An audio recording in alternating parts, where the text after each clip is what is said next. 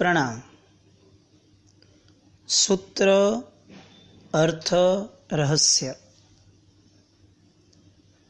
ઇચકાર સૂત્ર. કાર એટલે ધ્વનિ. આપણે જોયું નવકારના સૂત્રના અર્થ સાથે. ઇચ્છકાર એટલે ઈચ્છા વ્યક્ત કરતો ધ્વનિ. આપણે ઈચ્છા વ્યક્ત કરીએ છીએ. આવું આ સૂત્રના રચનાકારે માન્યું છે અને એ રીતે એમણે બનાવ્યું છે. હવે હું પ્રશ્ન પૂછું છું, શું આપણે ખરેખર આ સૂત્ર દ્વારા ઈચ્છા વ્યક્ત કરીએ છીએ? આપણે જે રીતે બોલીએ છીએ, આપણે જે રીતે આપણા હાવભાવ, આપણી મુદ્રા, આપણું કન્વર્સેશનનો ટોન, એ દ્વારા ડુ વી રિયલી થિંક કે આપણે ઈચ્છા વ્યક્ત કરીએ છીએ? કારણ કે જો એ નથી થતું તો પછી આ સૂત્રનું નામ જ સ્ટાર્ટિંગ જ જાણે ફેલ છે આપણી માટે, અથવા આપણે ફેલ છીએ એમની માટે. ઈચ્છકાર સૂત્ર. ઈચ્છા વ્યક્ત કરીએ. તમે જુઓ, ઈચ્છામી ખમા સમણો, ઈચ્છા વ્યક્ત કરી. ઈચ્છકાર સૂત્ર, ઈચ્છા વ્યક્ત કરી. ઈચ્છા કોને થાય? ઈચ્છા ક્યારે નિર્જીવને ના થાય. ઈચ્છા જીવને જ થાય, સજીવને જ થાય. કેમ એવું? કારણ કે ઈચ્છા જન્માવવા માટે સૌથી પહેલાં અંદર ઉલ્લાસ જોઈએ. તમે જુઓ, જિંદગીથી થાકેલો માણસ હશે, એને કોઈ દિવસ ઈચ્છાઓ નહીં જાગે. ઈચ્છાઓ એવા જ સમયે જાગશે કે જ્યારે બીજું બધું સુખ, બીજી બધી અનુકૂળતાઓ આપણી આગળ છે, પછી ઈચ્છા જાગે. ચલો કંઈક ફરવા જઈએ, ચાલો કંઈક આ કરવા જઈએ. આ સુખના સમયે થાય. જ્યારે દુઃખથી ઘેરાયેલો માણસ હશે, એ થોડી ઈચ્છા વ્યક્ત કરશે. એને તો બહુ તો મેક્સિમમ એક જ ઈચ્છા થશે કે હું દુઃખથી બહાર નીકળું. એનાથી વધારે શું થવાનું? એટલે હવે ફરી પાછો પ્રશ્ન આવે કે ઈચ્છકાર સૂત્ર ક્યારે બોલાય? આપણને આ બધા વ્યવહારના ભેદ ખબર છે કે સુહરાય અને સુહદેવસી, એટલે કે 12 વાગ્યા પહેલાં આમ ને 12 વાગ્યા પછી આમ, એ બરાબર છે. પણ ઈચ્છા વ્યક્ત ક્યારે થાય? પ્રસન્ન વદન હોય ત્યારે, અંદરમાં ઉલ્લાસ પ્રગટ્યો હોય ત્યારે, જીવનમાં સુખમયતા લાગે ત્યારે. પાછો પ્રશ્ન, એવું છે હોય તો આખા દિવસમાં કેટલી વાર માટે હોય છે? અને જ્યારે હોય છે ત્યારે ગુરુ યાદ આવે છે? ગુરુ પાસે જવાય છે? કે સાહેબ અત્યારે ઘણી ઈચ્છાઓને અભરખાઓ જાગે છે કે સાહેબ ભાત પાણીનો લાભ દેશો છે. કેટલી વાર ગયા?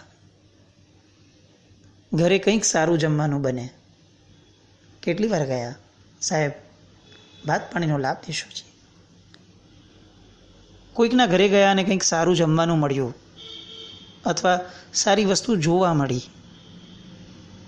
કેટલી વાર મનમાં ઈચ્છા જાગી, સાહેબના ભાત પાણીનો લાભ ક્યારે મળશે આવા દ્રવ્યથી? સિઝનની પહેલી કેરી આવી, સિઝનનું પહેલું ફ્રૂટ ઘરે આવ્યું. જોકે હવે તો લફડું એ છે કે સિઝન જેવું જ નથી રહ્યું. હાઇબ્રિડ વસ્તુઓ 12 મહિના એ લોકો આપતા ગયા આર્ટિફિશિયલ, અને આપણે લેતા ગયા. બિકોઝ આપણને આમ પણ નેચરલ લાઈફમાં મજા જ ક્યાં છે? આપણું તો સ્ટેટસ પણ આર્ટિફિશિયલ છે, આપણો આનંદ એ આર્ટિફિશિયલ છે, આપણું બધું અત્યારે આર્ટિફિશિયલ જ છે. એટલે આપણા ફ્રૂટ્સ પણ આર્ટિફિશિયલ આવી ગયા. હવે એ ફ્રૂટ્સ આર્ટિફિશિયલ આપણને શું નવો અભરખો આપશે? જેનો આહાર બગડ્યો એનો ઓડકાર બગડવાનો જ છે. ઈચ્છકાર સૂત્ર. મારી ઈચ્છા સહજપણે એવી જાગી છે સાહેબ કે મને કંઈક લાભ આપો. મારી આગળ બધી જ અનુકૂળતા છે સાહેબ. ઘરે ધન ધાન્યથી સંપન્ન છું.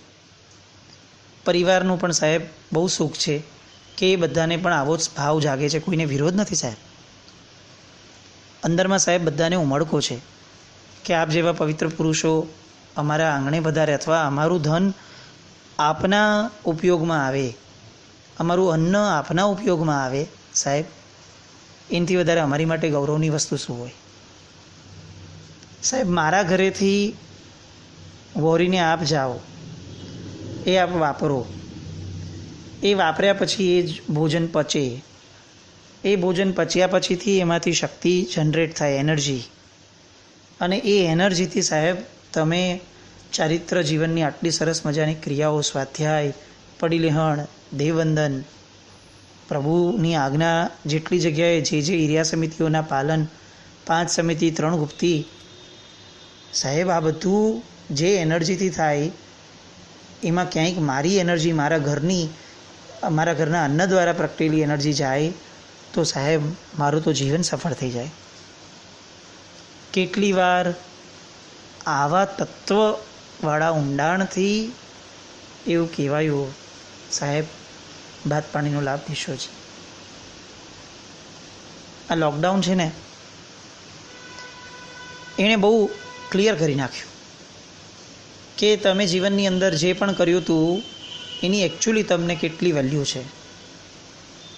આપણે એવા કેટલા બધા વ્યક્તિઓને જોયા છે કે જે લોકો કોરોનાના સમયની અંદર પૂજા કરવા માટે જતા જ નથી, તૈયાર પણ નથી. એને એમ જ લાગે છે કે ના રોગ થઈ જશે, કોઈ કે અડ્યું હોય એ મેટલના ભગવાન ઉપર આપણે હાથ લગાડીએ તો કોરોના પાસ થઈ શકે.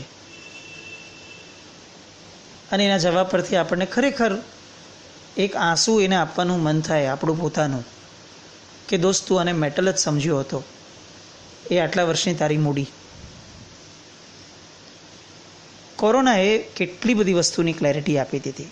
મારું ઘર ભગવાન વગરનું રહે, મારો દિવસ ભગવાનના સ્પર્શ વગરનો રહે, આવો ઉમળકો જાગ્યો. મારા ઘરેથી એક દ્રવ્ય પણ સાહેબ ન પૂરી શકે. અલબત્ત એ કબૂલ છે કે વ્યવસ્થા તંત્ર માનવાનું જ છે, એમની સેફટી માટેનું, પણ એ બાહ્યથી માનીએ, અંદરના વસવસાને કયું કોરોના નડે છે. કેટલી વાર જમવા બેઠાને આંખમાંથી પાણી આવે આખા લોકડાઉન દરમિયાન કે મને ભાત પાણીનો લાભ ન મળ્યો. કેટલા મહિનાથી મારું ઘર સ્મશાનવત છે કે મારા ઘરમાં કોઈ સાધુ ભગવંતનો ધર્મલાભ નથી આવ્યો. આવા રુદન મનમાં ક્યારે પ્રગટ્યા? ઈચ્છકાર, હું ઈચ્છા કરું છું.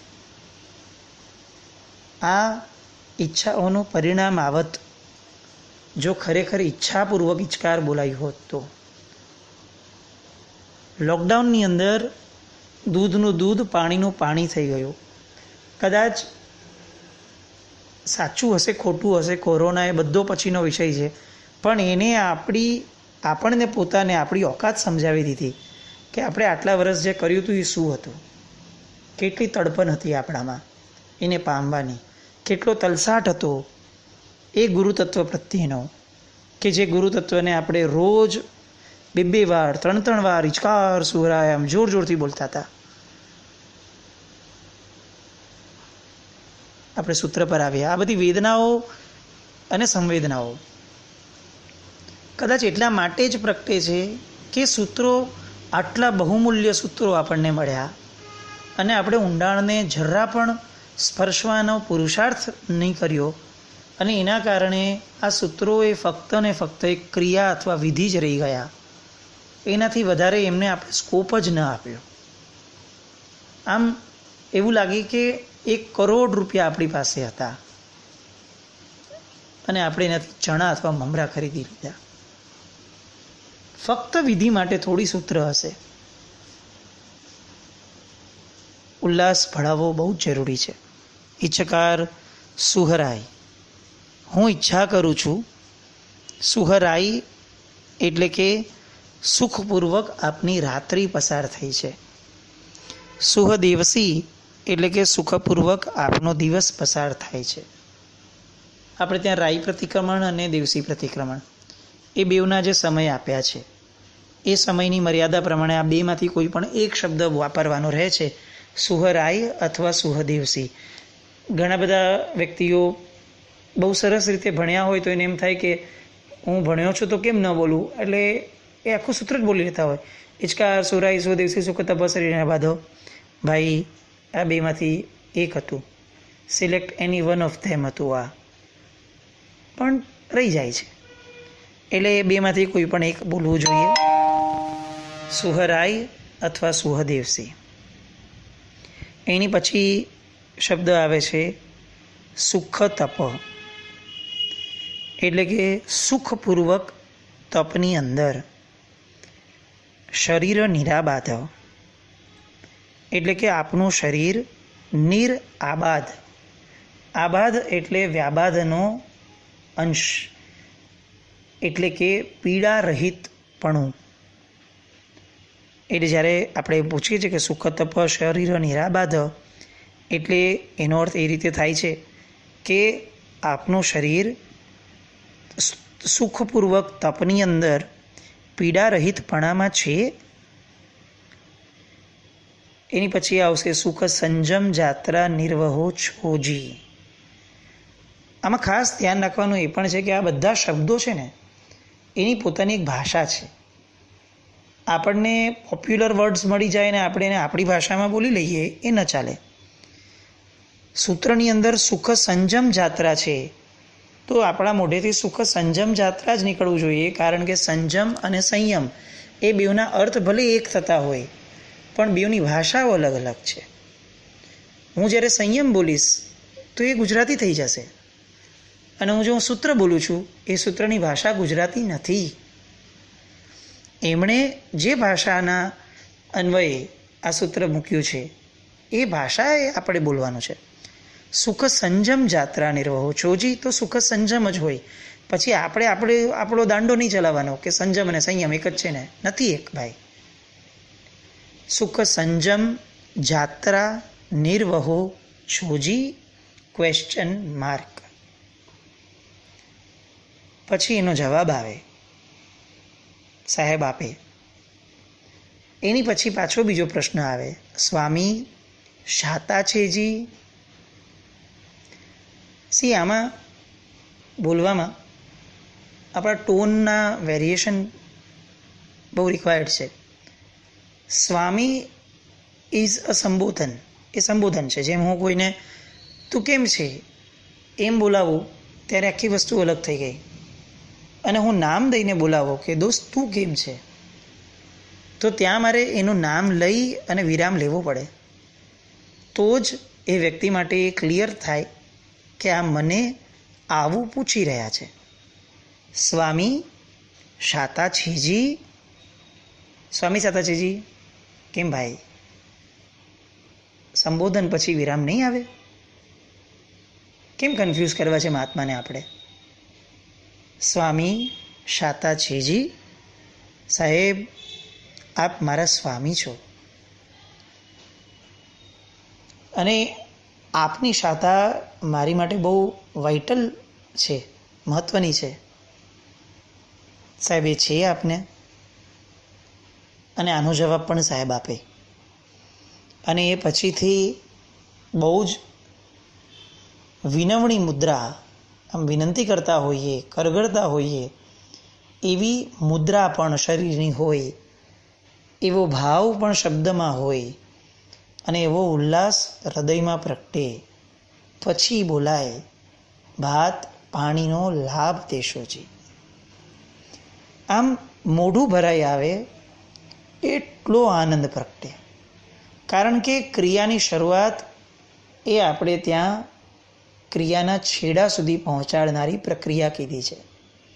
આપણે વિનંતી કરીએ, પછી સાહેબ હા પાડે, પછી સાહેબ ઘરે પધારે, પછી આપણે એમને વહોરાવીએ, એ પછીથી સાહેબ આપણા ઘરે વોરી ગયા એનો આનંદ થાય. આ બધું ટુકડે ટુકડે ન જીવાય. જ્યારે સૌથી પહેલો જ શોટ લગાડીએ છીએ ત્યારથી જ આ આખું પુણ્ય ચાલુ થઈ જાય છે, આખી પ્રક્રિયા ચાલુ થઈ જાય છે. એટલે ભાત પાણીનો લાભ દેશોજી બોલવામાં જ જાણે ભાત પાણીનો લાભ મળી જાય અને જેવો આનંદ પ્રગટવો જોઈએ એવો આનંદ આવે. આ બધા સૂત્રો એ આનંદ માટેના છે. સૂત્રના અર્થ એની પછી આપણે એક શબ્દ મૂક્યો છે રહસ્ય.